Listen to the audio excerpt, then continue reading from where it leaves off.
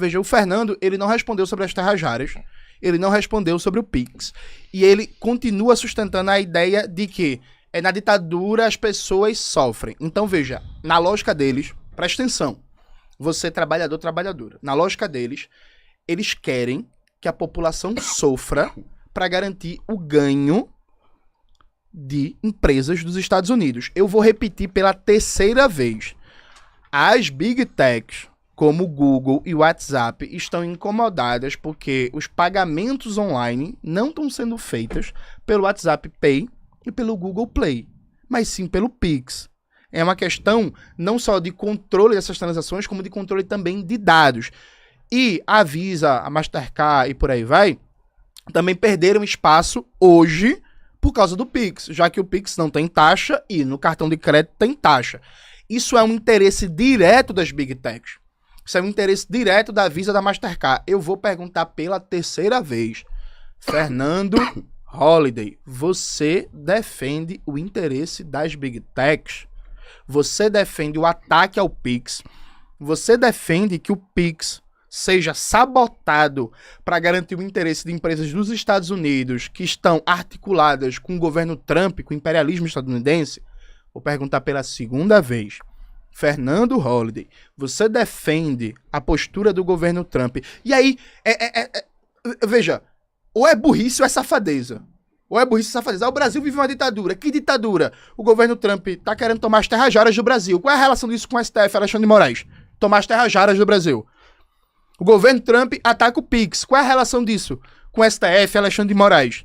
Com o Bolsonaro? O governo Trump mente dizendo que tem déficit comercial com o Brasil e ameaça um tarifaço de 50%, que inclusive, se fosse aplicado como na medida inicial, ia afetar diretamente mais de 150 mil empregos no Brasil. É isso mesmo? É tomar as terras raras do Brasil para defender os direitos humanos, né?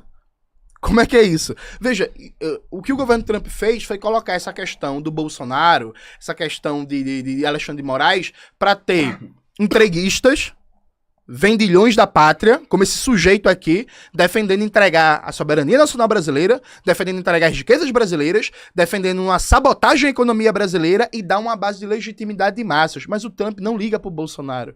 O Trump não tá preocupado com o Bolsonaro, porque ninguém liga para aquele covarde, para aquele frouxo. Liga o ar-condicionado que tá um calor da desgraça. Vamos ligar. Holliday, 5 minutos, Mateus, sua resposta. Por favor. Tá quente mesmo, cara. Pronto aí? O Holliday tá na tosse aí, né, Holliday? Eu tô com tosse, mas não dá, mas eu tô suando. Tá com calor também, né? Eu não liguei por causa disso. Valeu, Bom, vamos gente. lá. Ele falou dessa questão do Trump, ele tá insistindo que eu acho bom as sanções econômicas. Em nenhum momento eu falei que é bom. Em nenhum momento.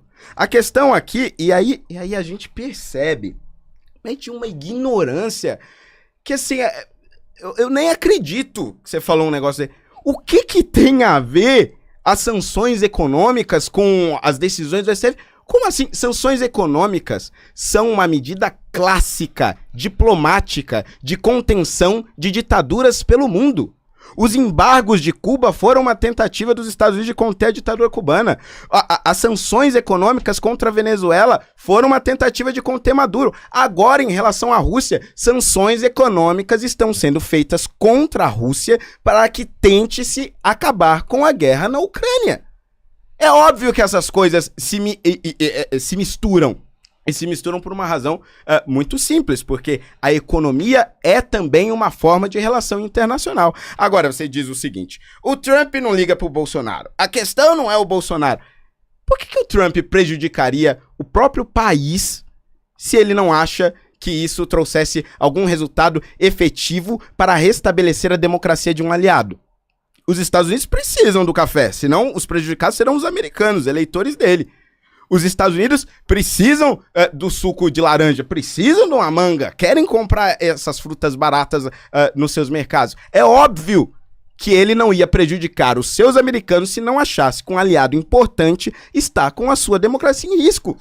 Não é bom para os americanos, não é bom para o Brasil. Mas o que é pior ainda? O que é pior é ter uma manicure presa por andar em Brasília. O que é pior é ter uma mulher condenada a 17 anos de cadeia por escrever em uma estátua com batom, perdeu o mané. Enquanto vocês, por anos, nas ruas pelo Brasil, picharam paredes, invadiram prédios públicos, quebraram vidraças de banco, de prédios públicos e de prédios privados, os Black Blocs foram um horror em 2013. Tomaram conta do Brasil inteiro. Quantos foram condenados a 1 dia de cadeia? Vocês mataram um repórter da Band. Você lembra disso? Você lembra quando um Black Bloc soltou a desgraça de um rojão num repórter, pai de família que morreu por conta dessa irresponsabilidade? Quantos líderes dos Black Blocs estão presos por 17 anos? Nenhum! E uma mulher com um batom, escrevendo numa estátua, afastada dos 4 filhos, sem poder ir pra casa, porque escreveu numa estátua com um batom? Jones Manuel, eu vou ler outra frase aqui. Porque todos dizem, não, os bolsonaristas falam absurdos. Os bolsonaristas têm que ser punidos porque são radicais. Tem que ir pra cadeia por isso. Olha o que esse cara fala. Assim como eu, por exemplo, sou contra, a princípio, a pena de morte enquanto valor humanista.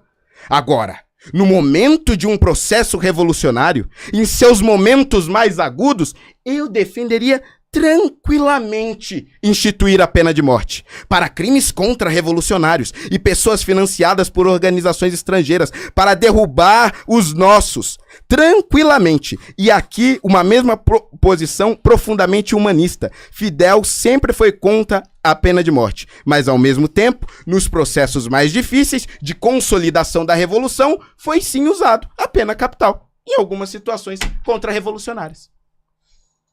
O vídeo dele defendendo morte das pessoas está no ar há anos. Não houve um ministro do STF que tirasse uma ordem de Alexandre de Moraes, uma investigação sequer da Polícia Federal. Ele tá aqui, livre, falando. Mas não tem ditadura. Não tem perseguição contra a direita. Foda-se esse resto do tempo. Nervoso. Vamos lá, o Jones, 2 minutos pra sua... Perfeito. Ô, gente, eu tenho dificuldades de entender quando uma pessoa começa a perder nos argumentos e ela começa a gritar, ela começa a tremer, o lábio dela começa parece que vai estar tendo um problema vascular. Fernando, se acalme, viu? Respire, você tá perdendo um debate, tá feio pra você, mas você gritar, você ficar histriônico, não vai ajudar em nada. Veja, ele para justificar o ataque dos Estados Unidos ao Brasil, ele falou em sanções econômicas. O Trump colocar aqui que é tomar as terras raras do Brasil, isso nem se enquadra na categoria de sanção econômica. Veja, tu tentou dar uma lacradinha e foi um absurdo. O ataque ao Pix não se enquadra, inclusive, também na categoria de sanção econômica. Só as tarifas de 50% que se enquadram numa política de sanção. Mas um governo de outro país dizer assim, eu quero tomar as terras raras do seu país, nem se enquadra juridicamente na categoria de sanção. Então a explicação que tu deu nem cabe. Assim, foi um pouco patético.